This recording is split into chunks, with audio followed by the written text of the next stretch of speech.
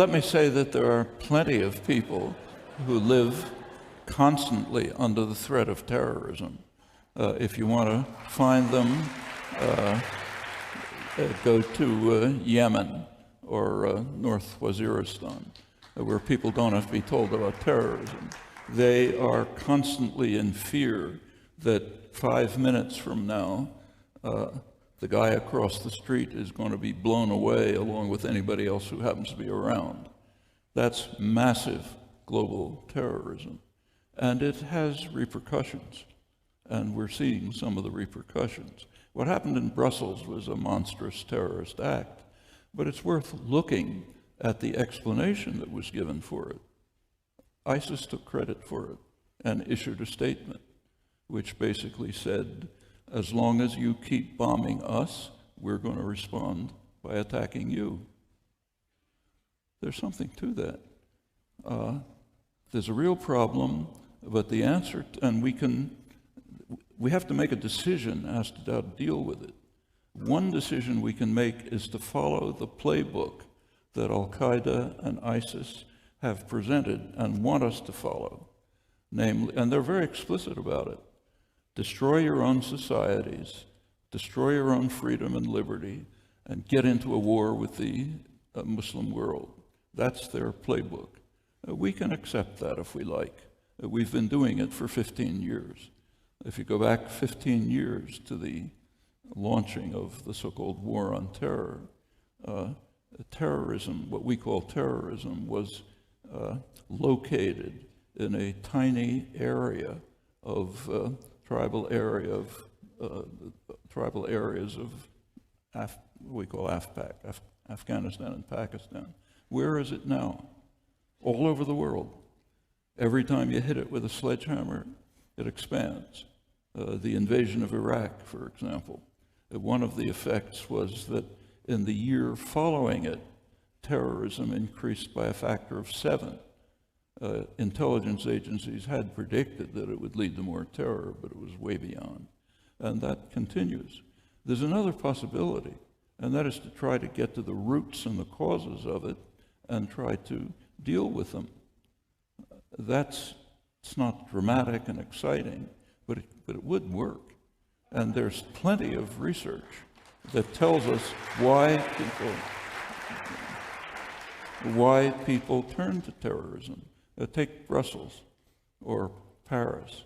The terrorist acts are carried out by people who lived and grew up there in slums, miserable suburbs, young people who lived with humiliation, degradation, no hope, some from countries in North Africa where they'd been subjected to brutal European atrocities for centuries.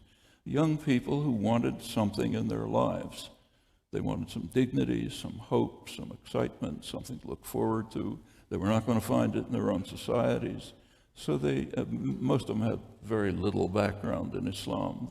They picked up Islam. This gave them a cause, okay?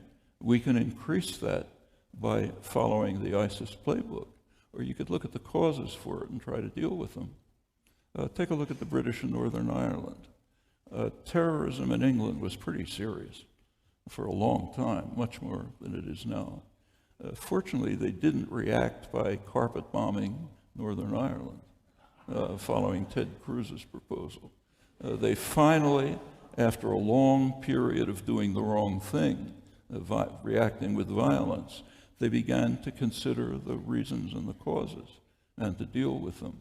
And didn't turn into a paradise, but it's a big difference.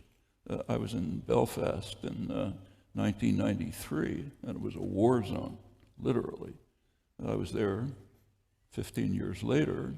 It was, you could see tensions, but it was a pretty normal city. And some of the people who had been hitmen for the IRA were now part of the negotiating teams. That's the way you deal with it if you want to end the terrorism. If you want to follow the playbook outlined by Osama bin Laden and his successors, then hit it with a sledgehammer. And I just want to make one point about terrorism itself, and Professor Chomsky made all the key points. But what's really remarkable to me is I've had the misfortune, because I was traveling this week throughout the U.S., of being subjected to what I typically try really hard to avoid, which is watching cable news. And what's amazing is, they had like wall-to-wall coverage of every minute aspect of this terrorist attack in Brussels, and they had like all their famous TV correspondents in their really chic overcoats being deployed to Brussels, walking around like all investigative and whatever.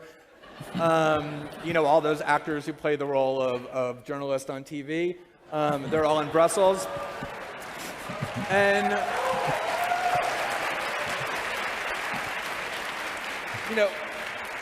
for everything that they talked about, the one question that literally was never asked is, what was the motive in why terrorists decided to sacrifice their own lives and kill people in Belgium? Like, why would they do that? It was just assumed these are savages and barbaric monsters with this primitive, inscrutable religion. I've lived in Brazil for the last 10 years. Brazil is a non-Muslim country, overwhelmingly Catholic and evangelical. It's also a free and open and democratic society. There's never any talk about Muslims targeting Brazil. The same is true in Japan or Korea or Argentina or Chile or dozens of democratic non-Muslim countries around the world. Why is that? Is it that the terrorists just put the names of all the countries into a paper bag and like randomly pull the ones out and that they're going to attack? Or is there something that is true about the governments and policies of the countries they attack that is causing them to become targets? And there's tons of evidence, as Professor Chomsky said, but just go to Google and Google 2004 Rumsfeld report on terrorism. Because Donald Rumsfeld in 2004 asked this question. He said, why are there so many people who hate the United States so much that they're willing to give up their own lives to attack and kill Americans? And the answer that Donald Rumsfeld's commission said was, it said, you know what, these people, they don't hate us for our freedoms, and they don't hate us because they're involved in a religious war or because they have this religion that hypnotizes them into committing violence. They hate us because of our policies. Overwhelming support for Israel, occupying and bombing their countries, killing their children, propping up their dictators. And so, as Professor Chomsky said, we can continue to engage in those policies that our own government says in secret causes terrorism, or if we're really serious about stopping it, we don't need to spend tens of billions of dollars and tell the government to spy on us. We can ask ourselves, what is it that we can be doing differently that lessens that desire and dilutes and weakens that infrastructure?